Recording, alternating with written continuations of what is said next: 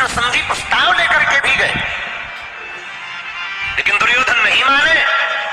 आहा, भगवान समझ गए अब युद्ध होगा, तो अर्जुन से कहा, अर्जुन जी अब युद्ध के बिना काम नहीं चलना है, अब हनुमान जी को बुलाओ। वो जो वचन दिया था कि जो हम कहेंगे वो करेंगे, अब वचन निभवाओ। तो हनुमान जी और अर्जुन जी, भगवान कृष्ण और अर्जुन जी, भगवान बोले चलो अर्जुन जी से। अर्जुन हनुमान जी के पास आए,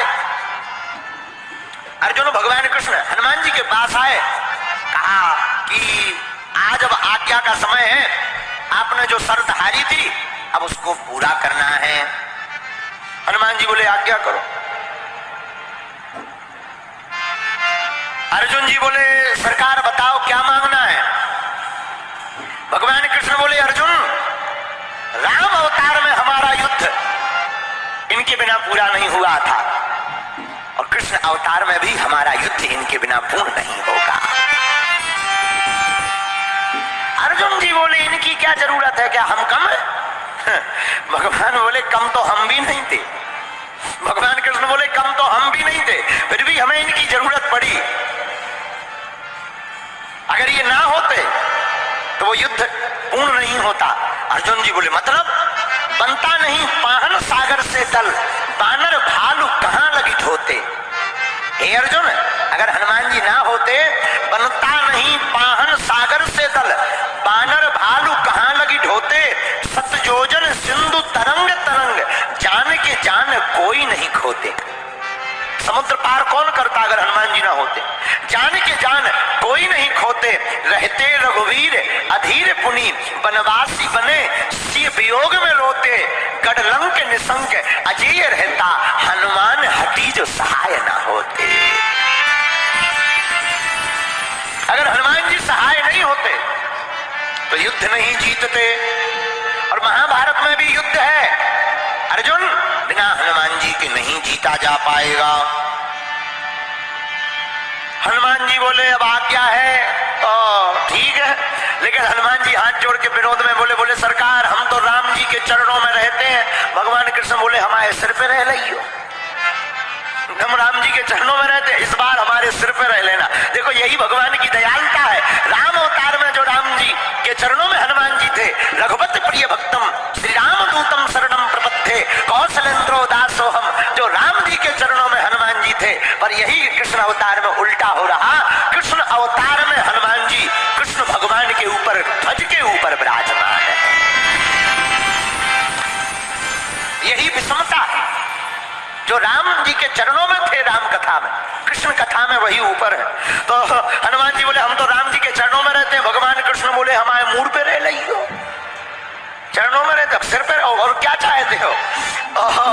अच्छा बोले महाराज और तो सब ठीक है, एक बात हो। बोले क्या। बोले महाराज बात यह है कि हमारी एक आदत है। क्या।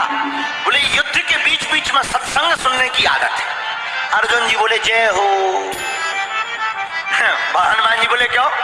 बोले अगर सत्संग ही होना होता तो युद्ध होता, वहां तुम्हें कोई प्रवचन सुनाएगा कि लड़ेगा है? वहां प्रवचन नहीं होने, वहां तो लड़ाइयां होनी है, ना ऐसे बाढ़ माँ ऐसे बाढ़, कोई प्रवचन थोड़ी होना है। हनुमान जी बोले देखो हमारे राम जी तो बहुत अच्छे थे, धर्म रथ का वर्णन करते थे युद्ध में भी। बोले हमको बीच बीच में सत्संग सुनने की आदत है। अच्छा आदत क्यों है। रामचरित्र सुन बैठो रसिया, राम लखन सीता बसिया, राम लखन सीता बसिया। हनुमान जी बोले हम तो सत्संग सुनते हैं। अर्जुन जी बोले अब आप ही निपटो, जो सत्संग मांग रहा है ये महाभारत में।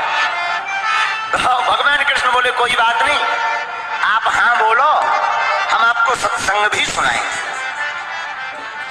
अब हनुमान जी आए महाभारत में, तो रथ के ऊपर एक ध्वज लगाया और ध्वज के ऊपर हनुमान जी को स्थान दिया, इसलिए उस रथ का नाम ही कपिध्वज पड़ गया। और हनुमान जी विराजमान भय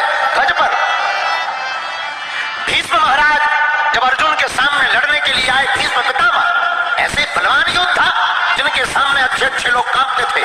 महाराज भीष्म पितामह युद्ध करने आए और बाण मारे तो अर्जुन का रथ थोड़ा पीछे हो गए, लेकिन जब अर्जुन बाण मारे तो पीछे दूर गिर जाए। अर्जुन जी हंसकर बोले भगवान कृष्ण से, नीचे देखो नीचे, अपना इतना जा रहा, उनका के देखो कितना पीछे जा रहा, नीचे देखो नीचे। भगवान बोले ऊपर देखो।